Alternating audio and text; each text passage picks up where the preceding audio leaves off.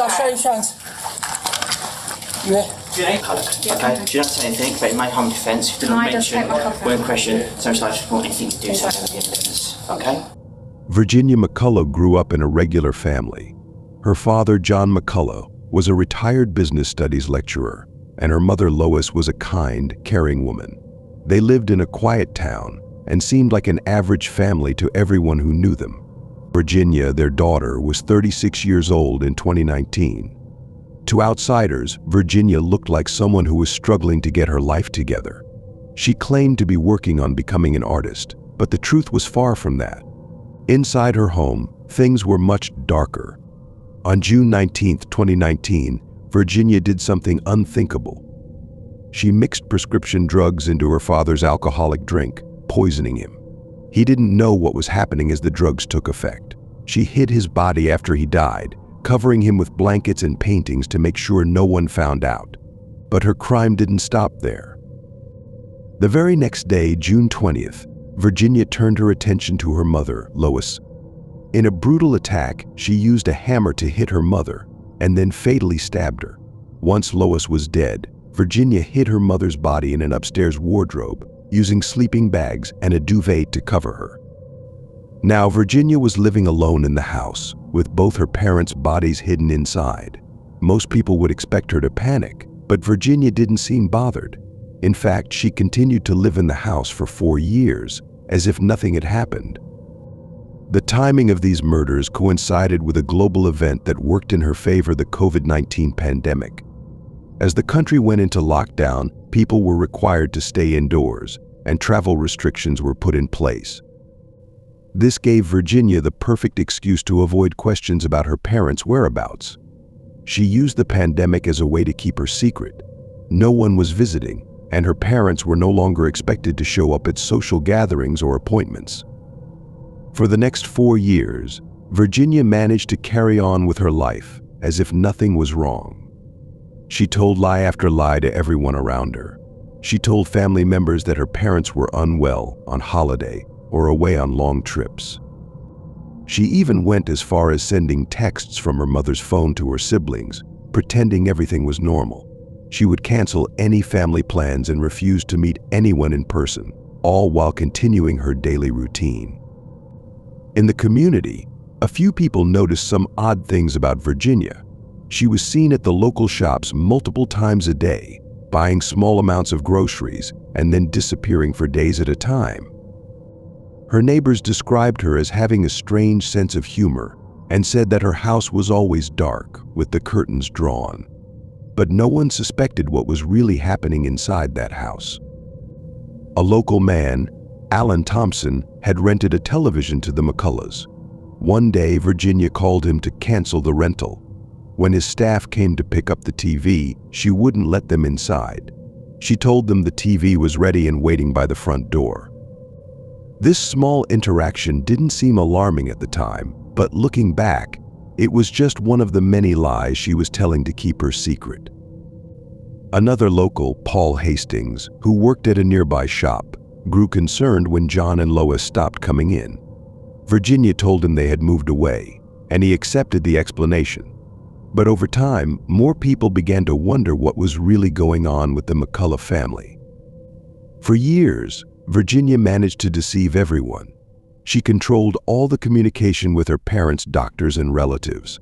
She made 185 calls to the family's GP, often pretending to be her mother, making up excuses for why they couldn't attend appointments. She forged letters and created lies about their health to cover up her actions. No one knew that both John and Lois were dead, and their bodies were just a few feet away from where Virginia was living. During these years, Virginia not only kept up the appearance of normalcy, but also took full advantage of her parents' finances. She spent nearly $50,000 on their credit cards, using their pensions to maintain her lifestyle. She was deep in debt, and instead of asking for help, she continued to drain her parents' accounts. Despite the strange behavior and odd interactions, no one connected the dots. Virginia had crafted an elaborate story and stuck to it. But as the years passed, the lies started to catch up with her. She couldn't keep up the facade forever, and soon, the truth would come out. Virginia McCullough went to great lengths to make sure no one knew what had happened to her parents. She became an expert at pretending they were still alive. Over the course of 4 years, she carefully crafted a web of lies that fooled doctors, family members, and neighbors. One of her first steps was to control all communication with her parents' doctors. Virginia made 185 calls to their family doctor, often pretending to be her mother, Lois. She gave excuses for why her parents couldn't attend appointments, saying they were too sick, traveling, or just unavailable. Each time, the doctor accepted her stories without question, allowing Virginia to keep up her charade. It wasn't just phone calls either. Virginia sent text messages and even wrote letters in her mother's name to keep up the act. While lying to doctors and medical professionals, Virginia also deceived her family. She sent sporadic messages to her siblings, using her mother's phone to text them, pretending everything was normal. Whenever her family tried to arrange a visit or a family gathering, Virginia would quickly find a way to cancel it. She would say her parents weren't feeling well, were away on a long holiday, or were too tired to meet up. Her siblings, although a bit confused by the constant cancellations, didn't suspect anything more than bad timing. But the lies didn't stop with her family and the doctors.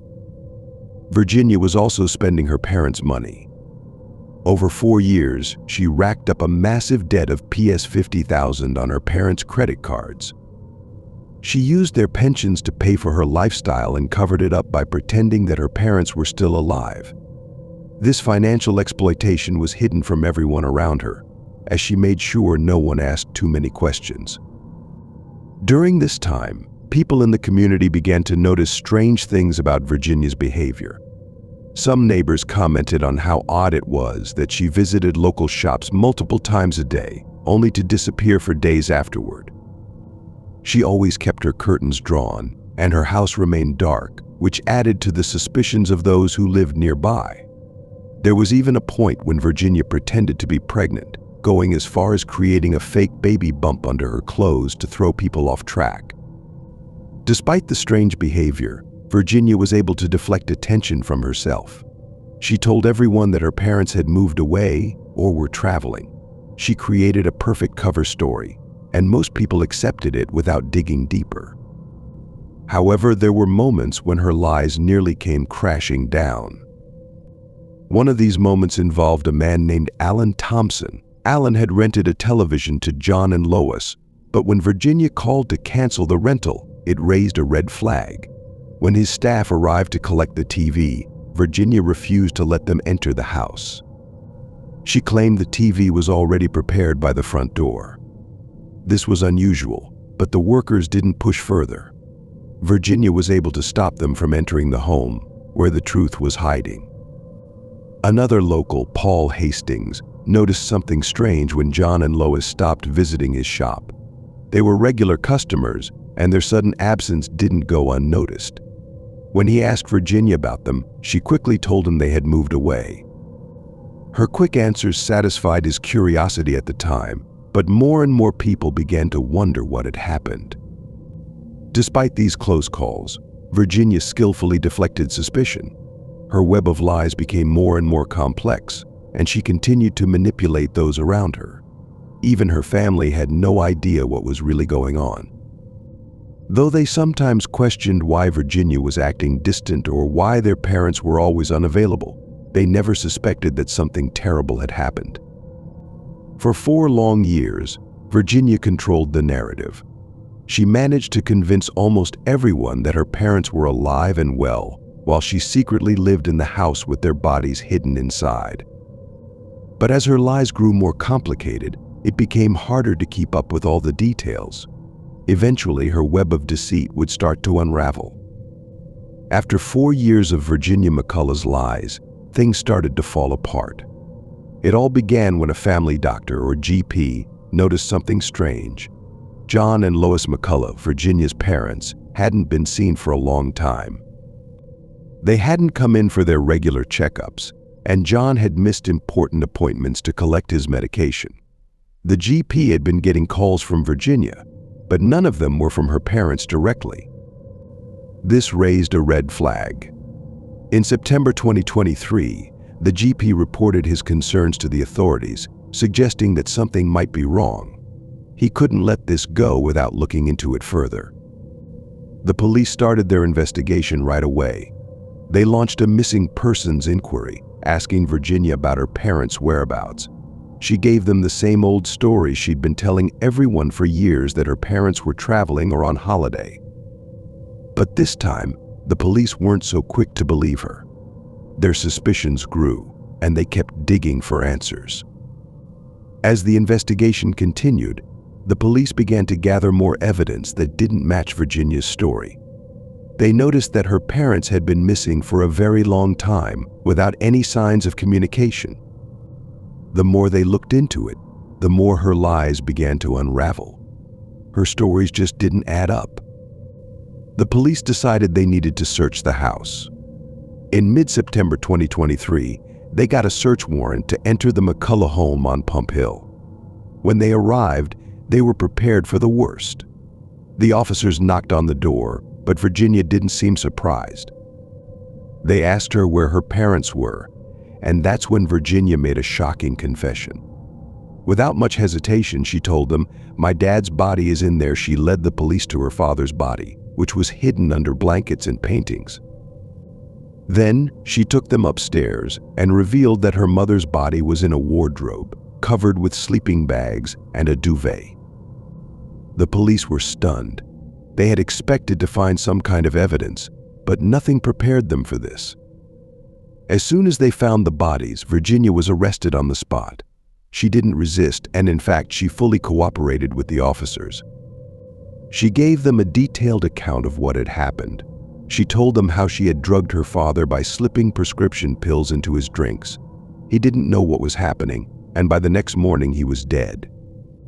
The following day, she attacked her mother, first hitting her with a hammer and then stabbing her. Virginia explained everything clearly, showing no signs of remorse. She even signed a statement, confirming that everything she told the police was true. The case was shocking, and soon news of the discovery spread through the media. The community was horrified. Neighbors who had known the family for years were in disbelief. Many people couldn't understand how Virginia had managed to hide such a terrible crime for so long. The media covered the story extensively, focusing on how Virginia had fooled everyone around her for 4 years. Headlines talked about the hidden bodies, the lies, and the way she had lived in the house with her parents' remains. It became one of the most talked about cases, with people all over the country wondering how this had gone unnoticed. The news deeply affected those who lived in the area. Many neighbors who had interacted with Virginia felt disturbed that such a dark secret had been hidden in plain sight. Some even mentioned that they had sensed something wasn't right but never could have imagined the truth. The small community was shaken, and people struggled to come to terms with the fact that they had been living so close to such a horrible crime. With the investigation over, Virginia was taken into custody. She had confessed everything, and there was no doubt that she was responsible for her parents' deaths. The community and the media would continue to reflect on how such a disturbing case could have happened without anyone noticing. Virginia's calm cooperation and detailed confession added another layer of shock to the case, leaving everyone to wonder how she had kept her dark secret hidden for so long. Virginia McCullough's trial was highly anticipated. When it began, the courtroom was filled with people wanting to understand how such a horrific crime could happen. The prosecution made their case clear from the start. This was a premeditated act. They explained how Virginia had planned everything, from poisoning her father to attacking her mother. The prosecution revealed that Virginia had even thought ahead, creating a plan B in case her original plan failed. She had gathered the prescription drugs, and when that wasn't enough, she used weapons to make sure her mother couldn't escape. They also pointed out the cold and calculated nature of the crimes. The prosecution emphasized that Virginia had lived with her parents' bodies for 4 years, using their money and lying to everyone around her. This wasn't an accident or something that happened in a moment of anger. It was deliberate, and she had kept it hidden for a long time. But the defense had their own side of the story.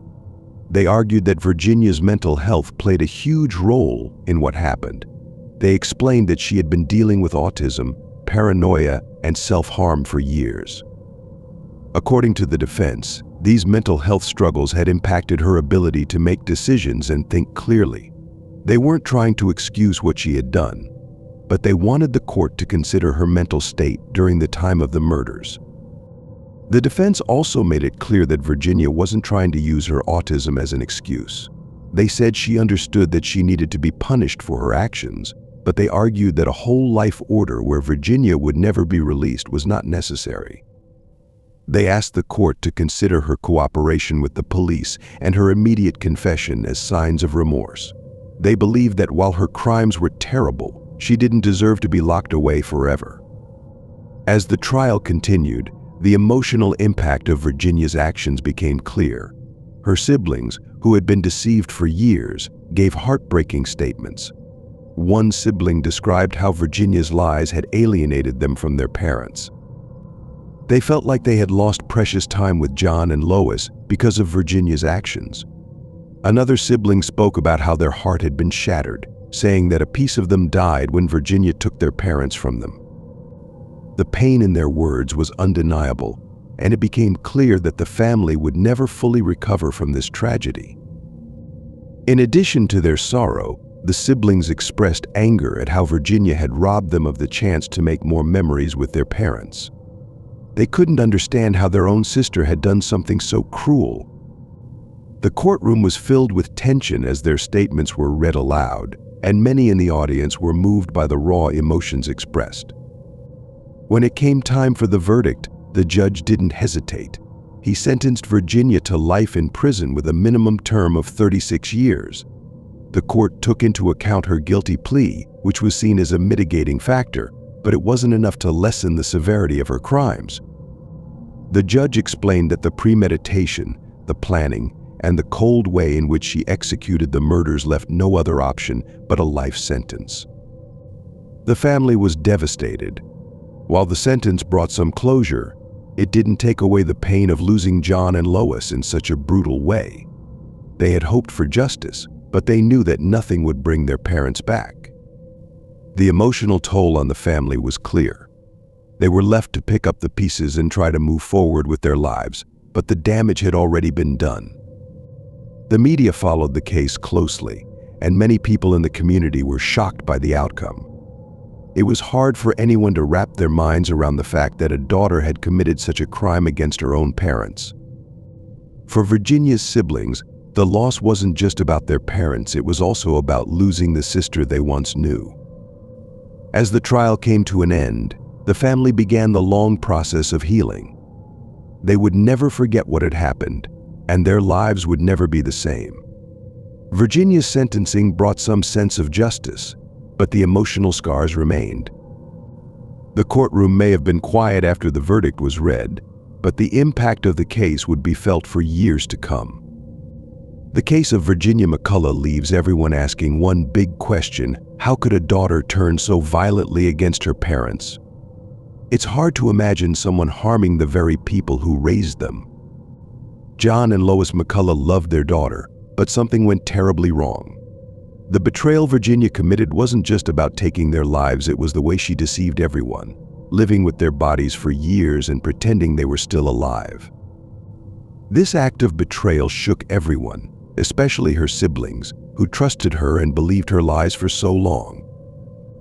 Many people pointed to Virginia's mental health as part of the reason for her actions. Throughout the trial, it was clear that she struggled with autism, paranoia, and financial problems. These issues made her life hard, and she may have felt trapped. She was drowning in debt and unable to see a way out. But even with these challenges, it's important to remember that mental health struggles don't excuse what she did. The court acknowledged her condition, but it didn't change the fact that she planned and carried out these murders. It's a reminder that mental health is complex, and even when people face challenges, they are still responsible for their actions. The impact of this crime wasn't limited to just the McCullough family. The whole community of Great Baddow was shaken by the news. People who had known John and Lois were left in shock, unable to understand how something so awful could have happened right in their neighborhood. They had seen Virginia around town, heard her excuses about her parents being away, and never imagined what was going on inside that house. For many, it was a wake-up call that sometimes the signs are there, but they're easy to miss. As people reflected on the case, they began to see the red flags that had been there all along. Virginia's strange behavior, her fake pregnancy, her avoidance of social contact, these were all warning signs. But no one thought to connect the dots. It's a tough lesson in how manipulation works.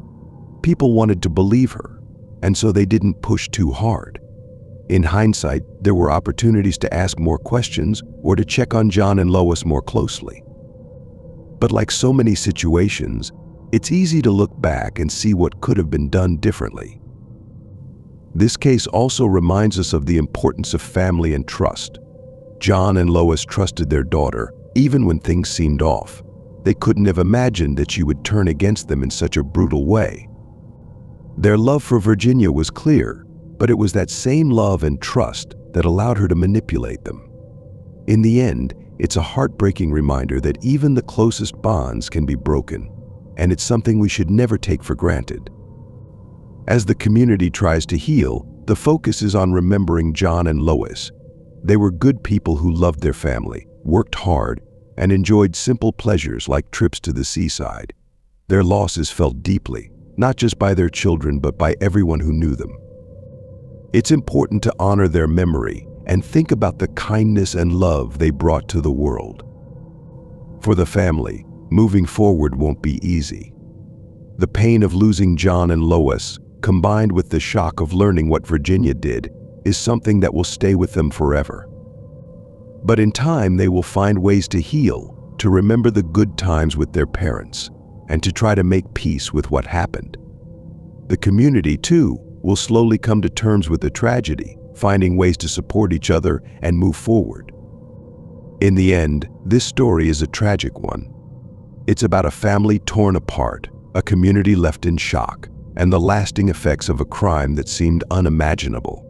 But it's also a reminder of the importance of being aware, of checking in on our loved ones, and of never taking trust for granted. As we remember John and Lois McCullough, we should hold their memory close, honor the love they shared with their family, and hope that those affected by this tragedy can find some sense of peace in the years to come.